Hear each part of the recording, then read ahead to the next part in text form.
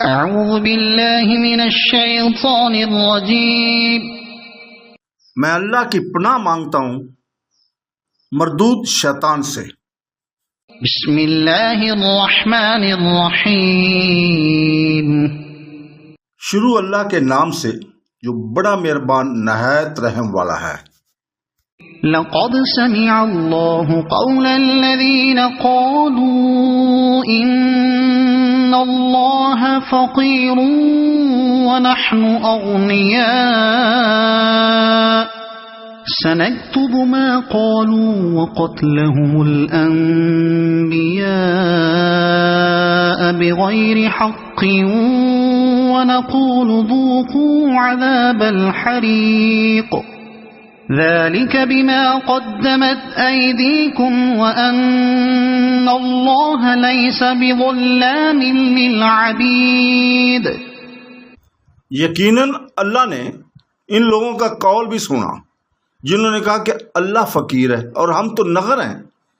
ان کے اس قول کو ہم لکھ لیں گے اور ان کا انبیاء کو بے وجہ قتل کرنا بھی، اور ہم ان سے کہیں گے کہ جلنے والا عذاب چکھو۔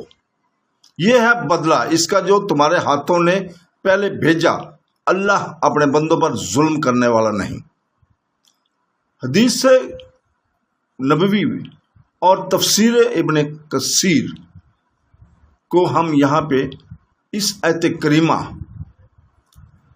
میں حضرت ابن عباس فرماتے ہیں کہ جب یہ آیت اتری کہ کون ہے جو اللہ کے قرض حسنہ دے اور وہ اسے زیادہ اور زیادہ کر کے دے، تو یہود کہنے لگے کہ اے نبی تمہارا رب فقیر ہو گیا ہے اور اپنے بندوں سے قرض مانگ رہا ہے۔ اس پر یہ آیت نازل ہوئی تھی۔ ابن ابی حاتم میں ہے کہ حضرت ابو بکر صدیق رضی اللہ تعالیٰ عنہ یہودیوں کے مدرسے میں گئے۔ یہاں کا بڑا معلم فخاص تھا اور اس کے متحد ایک بہت بڑا عشی تھا، عالم عشی تھا، لوگوں کا مجمع تھا اور ان میں سے مذہبی باتیں سن رہے تھے۔ آپ نے فرمایا فخاص اللہ سے ڈر اور مسلمان ہو جا۔ اللہ کی قسم تجھے خوب معلوم ہے کہ حضرت صلی اللہ علیہ وسلم اللہ تعالیٰ کے سچے رسول ہیں اور اس کے پاس سے حق لے کر آئے ہیں۔ ان کی صفتیں تو تورات اور انجیل میں تمہارے ہاتھ میں موجود ہے۔ تو فخاص نے جواب میں کہا ابو بکر سن، اللہ کی قسم اللہ ہمارا محتاج ہے، ہم اس کے محتاج نہیں، اس کی طرف اس طرف نہیں گڑ گڑاتے جیسے وہ ہماری جانب عاجزی کرتا ہے، بلکہ ہم تو اس سے بے پرواہ ہیں، ہم غنی اور تنگر ہیں۔ اگر وہ غنی ہوتا تو ہم سے قرض طلب نہ کرتا جیسے کہ تمہارا پیغمبر کہہ رہا ہے، ہمیں تو سود سے روکتا ہے اور خود سود دیتا ہے۔ اگر غنی ہوتا تو ہمیں سود کیوں دیتا؟